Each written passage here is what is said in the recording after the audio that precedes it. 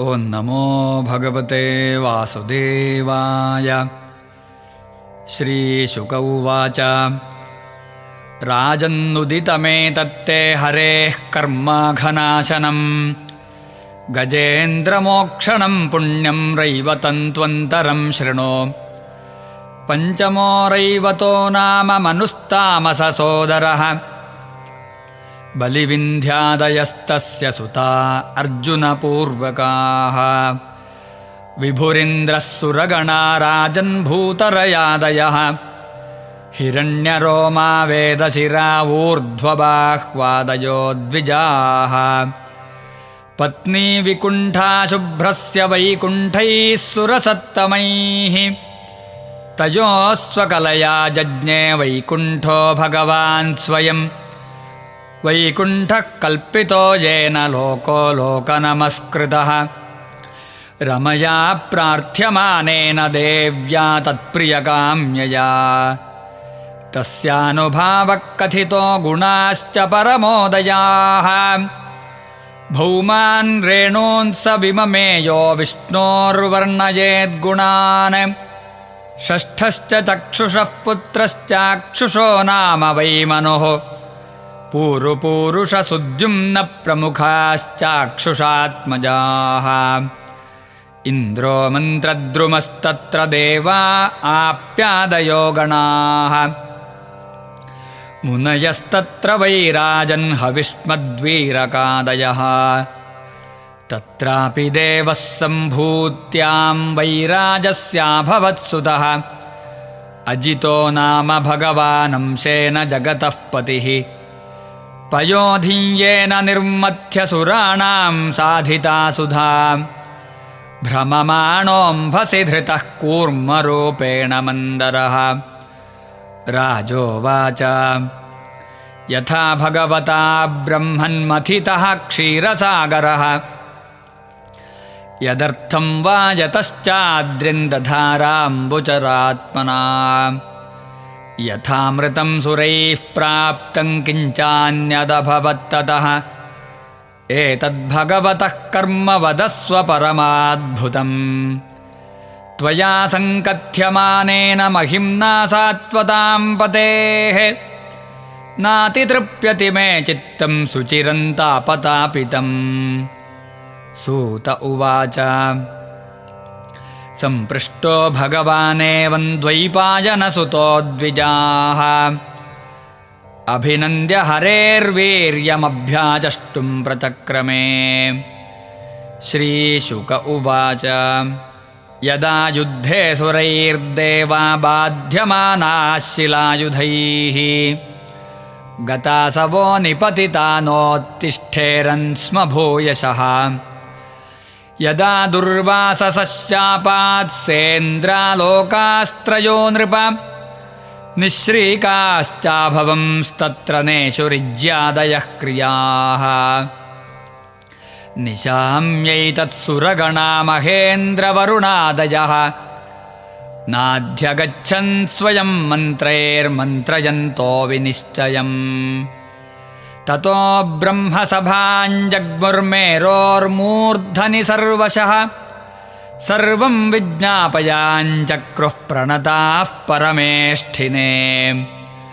ಸವಿಲೋಕ್ಯೇಂದ್ರವಾಯ್ವಾದೀನ್ ನಿಸ್ಸತ್ವಾನ್ ವಿಗತಪ್ರಭಾನ್. ಲೋಕಾನಮಂಗಲಪ್ರಾಯಾನಸುರಾನ ಯಥಾ ವಿಭುಃ. ಸಮಾಹಿತೇನ ಮನಸಾ ಸಂಸ್ಮರನ್ ಪುರುಷಂ ಪರಂ. ಉವಾಚೋತ್ಫುಲ್ಲವದನೋ ದೇವಾನ್ ಸ ಭಗವಾನ್ ಪರಃ. ಅಹಂ ಭವೋ ಯೂಯಮಥೋಸುರಾದಯೋ ಮನುಷ್ಯತಿರ್ಯಗ್ದ್ರುಮಘರ್ಮಜಾತಯಃ. ಯಸ್ಯಾವತಾರಾಂ ಶಕಲಾ ವಿಸರ್ಜಿತಾ ವ್ರಜಾಮ ಸರ್ವೇ ಶರಣಂ ತಮವ್ಯಯಂ. ನ ಯಸ್ಯ ವಧ್ಯ ನ ಚ ರಕ್ಷಣೀಯೋ ನೋಪೇಕ್ಷಣೀಯಾದರಣೀಯ ಪಕ್ಷಃ. ಅಥಾಪಿ ಸರ್ಗಸ್ಥಿತಿ ಸಂಯಮಾರ್ಥಂ ಧತ್ತೆ ರಜಃ ಸತ್ವತಮಾಂಸಿ ಕಾಲೇ. ಅಯಂಚ ತಸ್ಯ ಸ್ಥಿತಿಪಾಲನಕ್ಷಣಃ ಸತ್ವಂಜುಷಾಣಸ್ಯ ಭವಾಯ ದೇಹಿನಾಂ.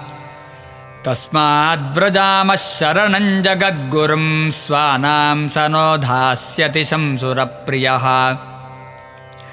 श्रीशुक उवाच इत्याभाष्यसुरान्वेधाः सह देवैररिन्दमा अजितस्य पदं साक्षाज्जगाम तमसः परम्। तत्रादृष्टस्वरूपाय श्रुतपूर्वाय वै विभो स्तुतिमब्रूत दैवेभिर्गीर्भिस्त्ववहितेन्द्रियः। ब्रह्मोवाच अविक्रियं सत्यमनन्तमाद्यं गुहाशयं निष्कलमप्रतर्क्यं मनोग्रयानं वचसा निरुक्तं नमामहे देववरं वरेण्यं। विपश्चितं प्राणमनोधियात्मनामर्थेन्द्रियाभासमनिद्रमौरणं छायातपो यत्र न गृध्रपक्षोतमक्षरं खं त्रियुगं व्रजामहे। अजस्य चक्रं त्वजयेर्यमाणं मनोमयं पञ्चदशारमाशु तृणाभिविद्युच्चलमष्टनेमि यदक्षमाहुस्तमृतं प्रपद्ये।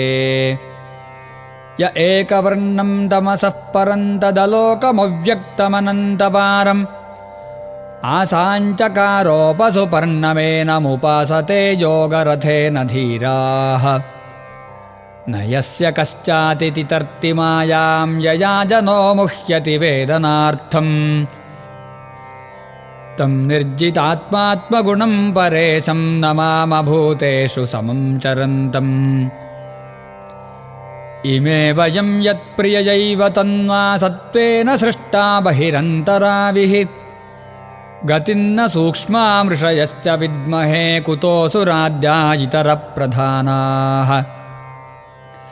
पादो महीयं स्वकृतैव यस्य चतुर्विधो यत्र हि भूतसर्गः स वै महापूरुष आत्मतन्त्रः प्रसीदतां ब्रह्ममहाविभूतिः। अम्भस्तु यद्रेत उदारवीर्यं सिद्ध्यन्ति जीवन्त्युत वर्धमानाः लोकास्त्रयोथाखिललोकपालाः प्रसीदतां ब्रह्ममहाविभूतिः। सोमं मनो यस्य समामनन्ति दिवौकसां वै बलमन्ध आयुः ईशो नगानां प्रजनः प्रजानां प्रसीदतान्नः स महाविभूतिः। अग्निर्मुखं यस्य तु जातवेदा जातः क्रियाकाण्डनिमित्तजन्म अन्तः समुद्रेऽनुपचन् स्वधातून् प्रसीदतान्नः स महाविभूतिः। यच्चक्षुरासीत्तरणिर्देवयानं त्रयीमयो ब्रह्मण येषधिष्ण्यं द्वारं च मुक्तेरमृतं च मृत्युः प्रसीदतान्नः स महाविभूतिः। प्राणादभोद्यस्य चराचराणां प्राणः सहो बलमोजश्च वायुः अन्वास्मसम्राजमिवानुगावयं प्रसीदतान्नः स महाविभूतिः। श्रोत्राद्दिशो यस्य हृदश्च खानि प्रजज्ञिरेखं पुरुषस्य नाभ्याः प्राणेन्द्रियात्मासु शरीरकेतं प्रसीदतान्नः स महाविभूतिः। बलान्महेन्द्रस्त्रिदशा प्रसादान्मन्योर्गिरीशोऽधिषणाद्विरिञ्चः खेभ्यश्च छन्दांश्रीषयो मेढ्रतः कः प्रसीदतान्नः स महाविभूतिः। श्रीर्वक्षसः पितरश्छायया सन्धर्मस्तनादितरः पृष्ठतोऽभूत् द्यौर्यस्य शीर्ष्णोऽप्सरसो विहारात् प्रसीदतान्नः स महाविभूतिः। विप्रोमुखं ब्रह्म च यस्य गुह्यं राजन्य आसेद्भुजयोर्बलं च ऊर्वोर्विडोजोऽङ्घ्रिरवेदशूद्रौ प्रसीदतान्नः स महाविभूतिः। लोभोधरात् प्रीतिरुपर्यभोद्युतिर्नस्तः पशौ यस्पर्शेन कामः भ्रुवोर्यमः पक्ष्मभवस्तु कालप्रसीदतान्नः स महाविभूतिः। द्रव्यं वयः कर्मगुणान् विशेषं यद्योगमायाविहितान् वदन्ति यद्दुर्विभाव्यं प्रबुधापबाधं प्रसीदतान्नः स महाविभूतिः। नमोऽस्तु तस्मा उपशान्तशक्तये स्वाराज्यलाभप्रतिपूरितात्मने गुणेषु मायारचितेषु वृत्तिभिर्न सज्जमानाय नभस्वदूतये सत्त्वन्नो दर्शयात्मानमस्मत्कर्णगोचरम् प्रपन्नानां दिदृक्षूणां सस्मितन्ते मुखाम्बुजम् तैस्तैः स्वेच्छाधृतैरूपैः काले काले स्वयं विभो कर्म दुर्विषहं यन्न भगवांस्तत्करोति हि क्लेशभूर्यल्पसाराणि कर्माणि विफलानि वा देहिनां विषयार्तानां न तथैवार्पितं त्वयि नावमः कर्मकल्पोऽपि विफलायेश्वरार्पितः कल्पते पुरुषस्यैष सह्यात्मादयितो हितः यथा हि स्कन्धशाखानां तरोर्मूलावसेचनम् एवमाराधनं विष्णोः सर्वेषामात्मनश्च हि नमस्तुभ्यमनन्ताय दुर्वितर्क्यात्मकर्मणे निर्गुणाय गुणेशाय सत्त्वस्थाय च साम्प्रतम् इति श्रीमद्भागवते महापुराणे पारमहंस्यां संहितायाम् अष्टमस्कन्धे मृतमथने पञ्चमोऽध्यायः सर्वत्र गोविन्दनामसङ्कीर्तनं गोविन्द गोविन्द।